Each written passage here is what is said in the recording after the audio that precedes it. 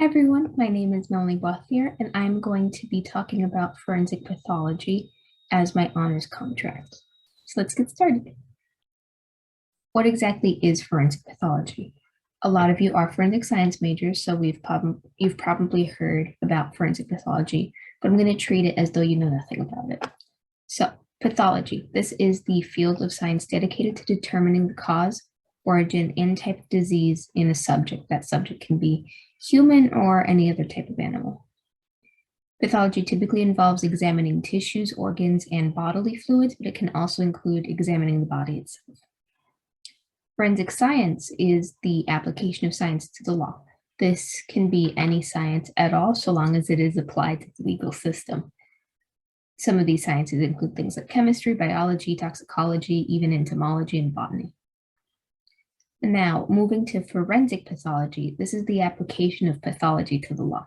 And this field determines the cause and manner of death for victims through external and internal examinations, internal examinations being called autopsies too. Forensic pathology is a little bit different from other fields of forensic science because other fields involve pieces of evidence like trace evidence, fingerprints, blood, unknown substances, maybe even insects.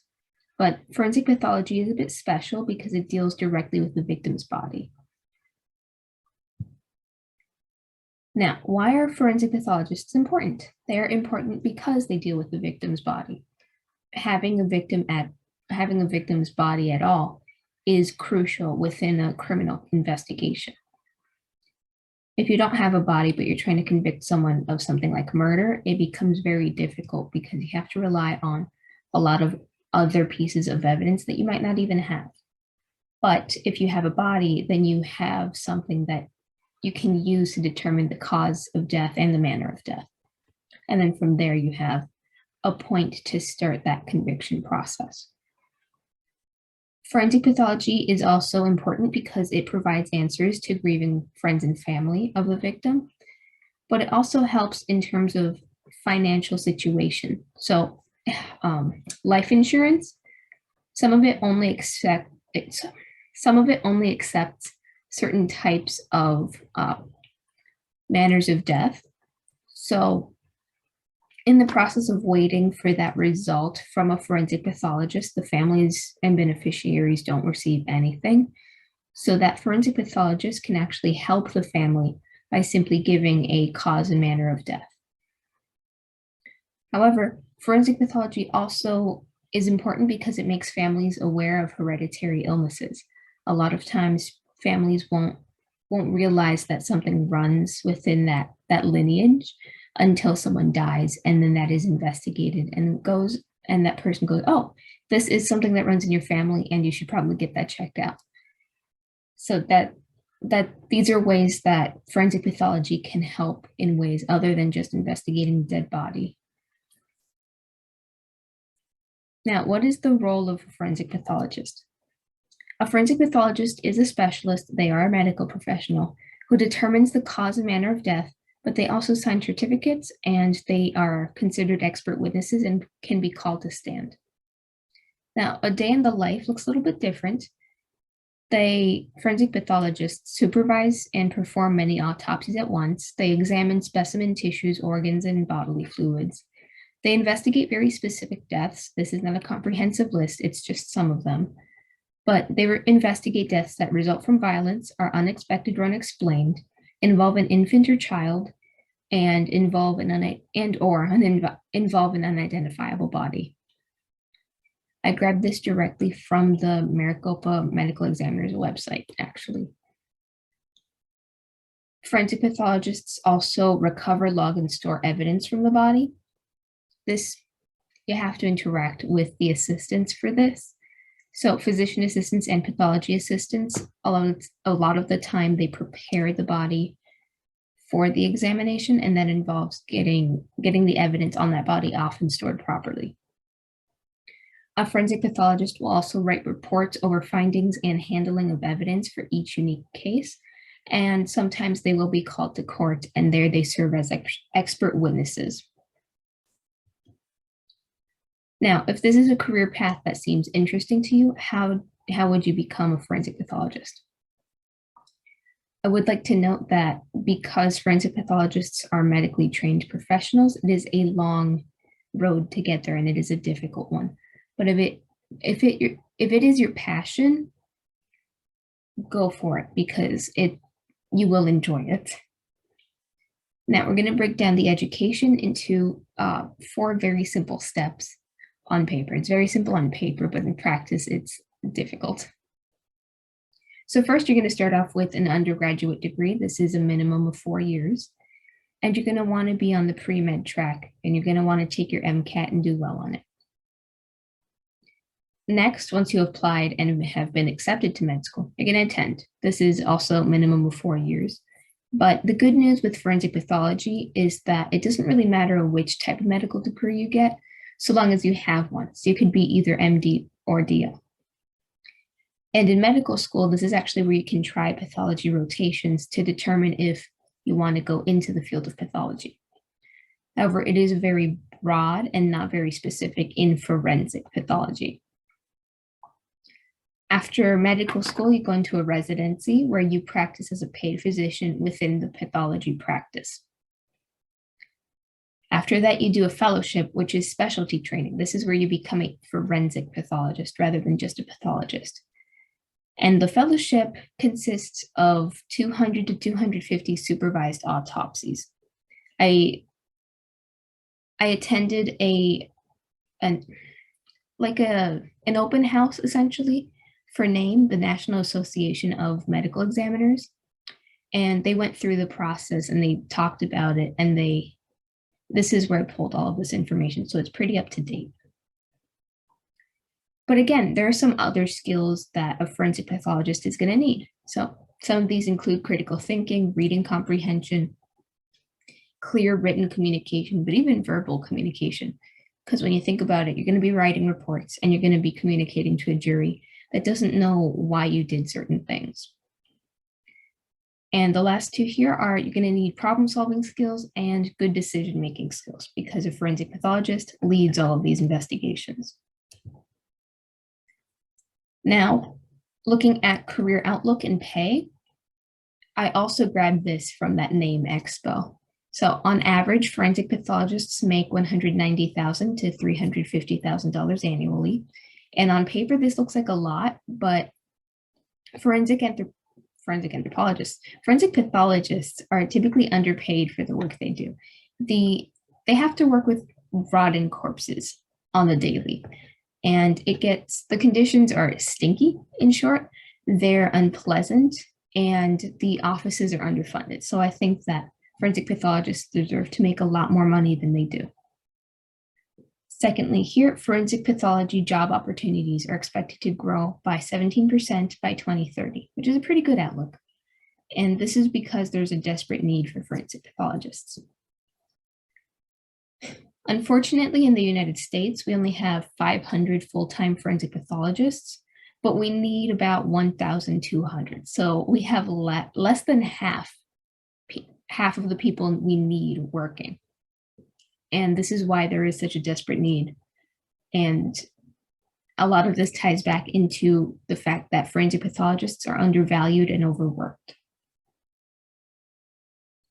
Now, these are just some of my personal pros and cons to weigh the career because I'm considering it. Now, on the pro side, I have that they have a high pay compared to other forensic science fields. So comparing them to a forensic technician, forensic technicians don't make a whole lot when you compare it to the salary of a forensic pathologist. They both work in forensic science, but wildly different. I also think that forensic pathology is interesting work. And because it is a governmental position, you get governmental work benefits and it is stable employment. Because there is a desperate need for forensic pathologists, there are jobs all over the US and you could pretty much get a job anywhere you want. You get to give people answers in the worst times of their lives. So you are a huge help for people. And then just more personal ones is you don't work in the criminal justice system or with police officers. It's just my thing. You work very specifically in the medical legal system. And finally, I have here that they focus heavily on anatomy and physiology, which is something that I I am very interested in. Now, some of the cons I have are medical school accumulates tons of debt. I have just the word residency, but it's because you start off with a low salary and you are given the worst hours.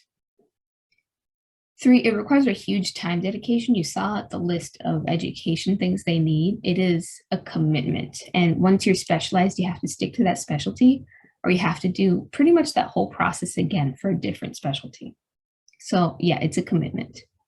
I also have that there's underfunded offices and early start times, actually. I didn't know this, but recently I learned that the autopsies, like in the medical examiner's office here in Maricopa, start at 7 in the morning. So if you're not a morning person, maybe don't consider this career. Additionally, there is a constant never-ending workload. And I think the biggest one here is that you have to do autopsies on babies and children. It's a very heavy thing to consider. And it's very unfortunate because these kids do die, but you have to deal with that because that is your career. And this is one of the reasons I'm not fully invested in forensic pathology and in considering other fields. Now, what are some limitations that forensic pathologists face? So, these are out of the control of the forensic pathologist. For example, here I have outside factors play a role. This can include things like opioid overdoses, or the most recent one and the biggest example is COVID. They deal with all of the COVID victims. Next, we have low funding. This means that forensic pathologists often have to make do with poor conditions and poor tools. And because of low funding, they can't afford to hire more people, which means that they're understaffed. And because they're understaffed and underfunded, and there's outside factors contributing, their offices are excessively busy. So this means that their response to calls is slow, and then getting the cases through the system efficiently, that is also slowed down. And because they're just trying to survive pretty much, they also have less time to spend on research to make things more efficient. Now, what are some gaps in knowledge or difficulties in the field of forensic pathology? These are, in a sense, things that forensic pathologists can control through research. So the first one I have here is unidentifiable victims. So the victim can be skeletonized, mummified, decaying, or even badly burnt. I actually pulled all of this information from an interview with, I think his name is Dr. Winston. He works in the Pima County Medical Examiner's Office. So these are experiences of an actual forensic pathologist.